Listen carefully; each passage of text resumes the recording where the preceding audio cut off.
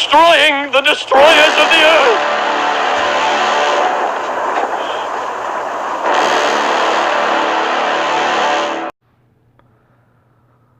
Well, hey guys, David here, and tonight I want to talk about hell. And I would hope any Christian who sees this video would please make a comment and respond back to me. When I was a kid, I was so fearful of hell, but now as an adult, I think hell is the most laughable, ludicrous place that never existed. So the thing about hell that I've always wanted to ask is, does Satan work for God? So I know in, like, for example, the Old Testament, supposedly God and Satan, they were dating or something. They had this big falling out, and God kicked Satan out of heaven, or kicked him out of the house and said, you got to get on out of here. So, in the book of Job, before God makes his big old bet, I didn't know God was a gambler, but he is. He calls Satan before him, and he has to say, where you been? Now, Satan doesn't say, I've been in hell. He just says, I've been going back to and fro on the earth. So, where is hell? Is it down under the ground at the earth's core where there's a bunch of lava and stuff? I know that's what the desert livers, the people that lived in the desert and marched around, that wrote these books, believed, because they were uneducated and didn't know about volcanoes and lava and plate tectonics and all the bullshit. They thought everything was by God. But regardless, okay, it appears in the Bible that Satan and God are pretty much evenly matched, because if God wanted to, I guess he could kill Satan, and if Satan wanted to, I guess he could kill God, but they never do. They're just, you always got to have your hero and your protagonist. So, you got God over here, or Jesus, and you got the devil. Devil's the greatest protagonist ever created. But the thing that I always thought was kind of funny is,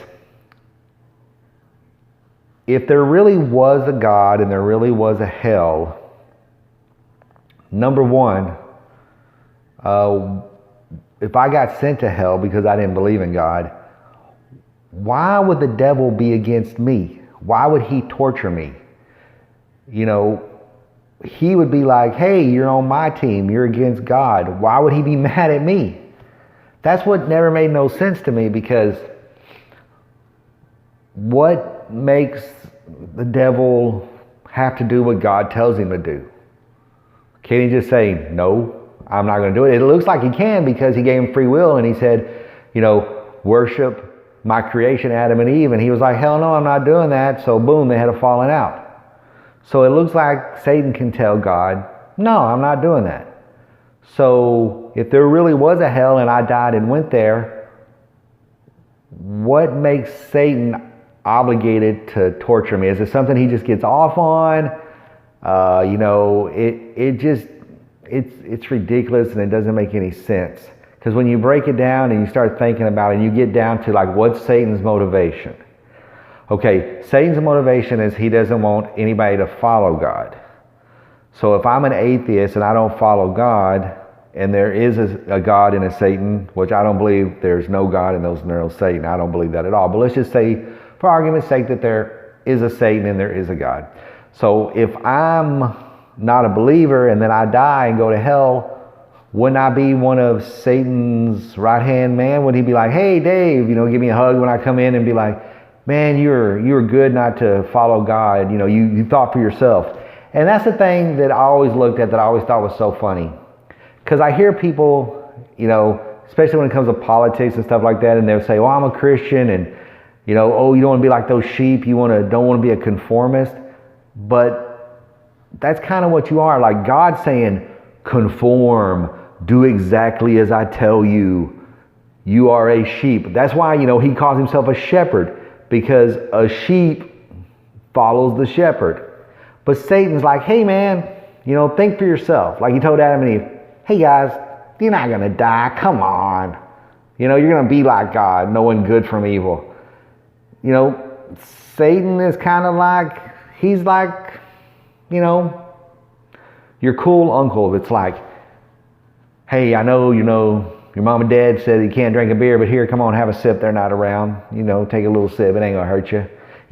He's that cool person that tells you the truth. And they say he's the father of lies, but what lies has he ever told? God said that if you eat of the fruit of the tree of knowledge of good and evil, you're going to die. Satan said, no. So who told the truth and who didn't? And then like when you come to the book of Job, Satan didn't say, hey, God, I'm going to go down there and destroy everything. God told him to go destroy everything. It wasn't even Satan's choice. It was God's choice. Because Satan is actually smarter than God in that part, in that book, Job. Because God calls Satan in and it's like he's bragging. He's like, sitting in his big chair like I got here, and he's all like, hey, what you been doing, Satan? And Satan's all like, I've just been walking around on the earth, just going to and fro, nothing. It sucks. It's boring. And God's like, yeah, man, have you ever paid attention to my buddy Job, man? Job is the best, man. He's awesome.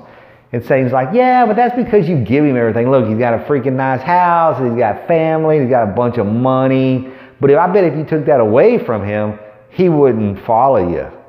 And God's like, no, that's not true. La, la, la, la. Fake news. You're bull crap. Satan's like, yeah, okay, whatever. And then God's like, well, okay, I'll let you can kill his family and stuff, but don't hurt him. So Satan goes down, kills everything. And then Job doesn't turn. He doesn't curse God. So then Satan comes back up there. Well, I killed everything. And God's like, see, I told you, man. He didn't freaking curse my name. He's like, yeah, because he still got his health. He can get new wives and new children. That's the fun part, making them. He'll be all right. And God's like, well, we'll go down there and cover him with sores, but don't kill him.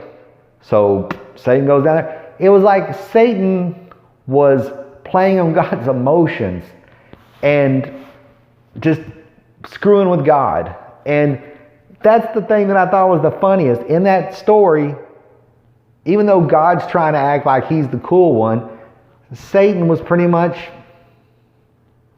being the boss. He was the kingpin. He was the one that was controlling the story. But so, anyway, getting back to it.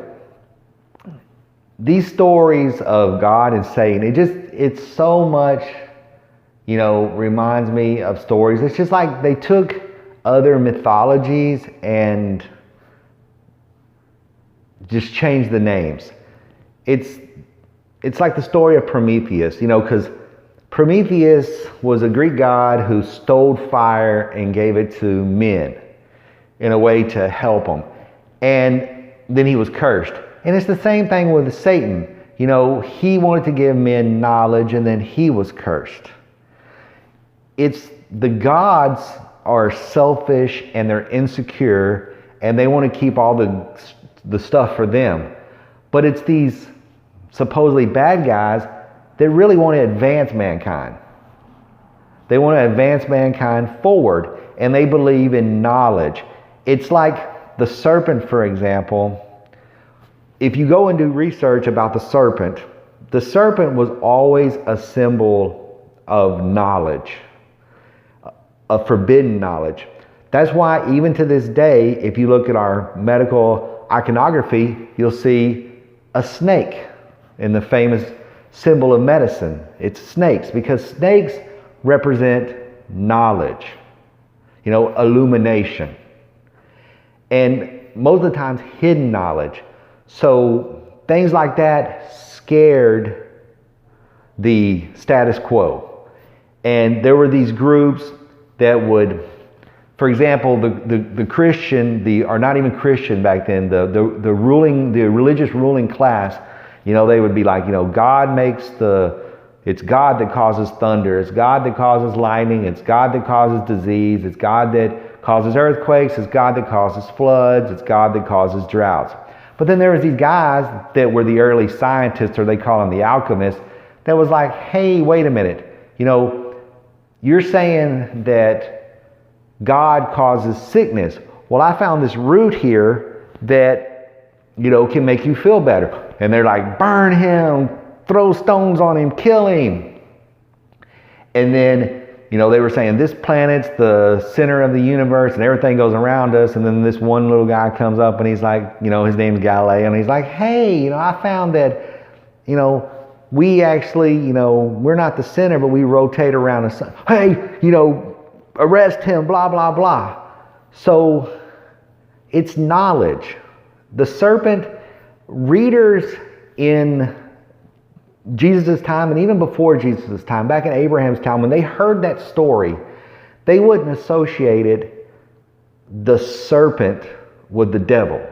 Really, in the Old Testament, Satan is never really referred to, or it's never really, Satan only means adversary. So anybody can be a Satan to anybody else. You can be my adversary and I can refer to you as a Satan. It doesn't mean that you're the Satan. You're just an adversary to whatever I believe in. So people, they wanted, the people that were in control, like in order to control the masses, you need to control their minds. And religion is a really easy way to do that because you really play into people's fears, because nobody knows what happens after you die. So it's a really easy way to control people. So when you want to control them, you don't want them to have any forbidden knowledge. So that's why you turn forbidden knowledge evil. And now that is pretty much where the idea, the concept of good and evil comes from. Because when you read the Bible, stoning people for working, or killing people for not being a virgin, or killing an unruly child, to me, those are evil concepts. Knowledge, wanting to know about the natural world, wanting to know about, your physicality, your health, that's not evil. So to be honest with you, I think that if I did die and go to hell, I think me and Satan would probably get along really well, because I think he's got a bad rap. I've often said that if there ever was a God, I think the God that the Bible is about is actually the evil one. And the Satan is actually the good God. The good God was actually defeated, cast down, and the bad God won. Because the God from the Old Testament, and pretty much New Testament too, besides Jesus' stuff, is kind of an asshole. And kind of an idiot, and kind of a very emotional, creature that's ran by his emotions. And he just seems very paradoxical. It's like he doesn't make any sense. Like in one sentence he says that jealousy is a sin, but then he refers to himself as a jealous God. He tells you to do something, and then when you're getting ready to do it, he tells you to stop. To me, it's like he's just playing games. It's like a jokester God. He's like the Thor's brother. What's Thor's brother's name from the Avengers and the Thor movies and everything? Oh, I can't think of his name right now. Loki. He's like Loki, kind of a jokester God. But I just think that it's ridiculous, and I think that the idea of Satan and him even wanting to punish me makes no sense at all. I would be on his team, and it seems like we would get along fairly well. I don't think that, he's a deceiver. I don't think he deceived anything. I think he talks the truth. When you read the Bible, everything he says is pretty accurate. And everything that God says is pretty inaccurate, But anyway, that's just my take on it. This is David, Zoe Zizzles. Make sure to like and subscribe. Check you out.